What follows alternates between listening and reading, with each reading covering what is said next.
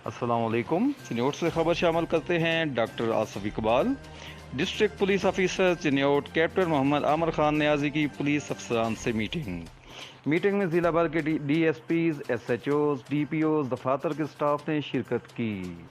दौरान मीटिंग ज़िला भर में अमन व अमान, क्राइम की सूरत हाल, ज़ेर तफ्तीश संगीन मुकदमात, अफसरान की कारकर्दगी का जायज़ा लिया गया। DPO ने पुलिस अफसरान को रिकॉर्ड अप टू डेट रखने, ज़ेर तफ्तीश मुकदमात मेरिट पर यकसू करने की हदायत की।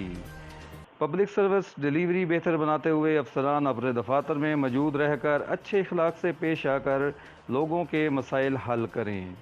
लोगों की जान व माल की हिफाजत अव्वलीन तरजीह। क्राइम पॉकेट एरियाज़ में मुअस्सर गाश्त यकीनी बनाया जाए।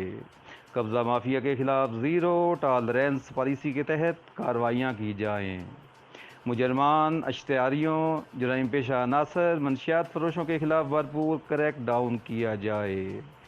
कोई भी शख्स गैर कानूनी हिरासत में ना हो। पुलिस तशद्दुद वगैरह पर सख्त कार्रवाई की जाएगी। तफ्तीशी अफसरान FIR का अंदराज यकीनी बनाएँ। FIR में बिला वजह ताख़ीर हरगिज़ बर्दाश्त नहीं की जाएगी। DPO चिन्योट।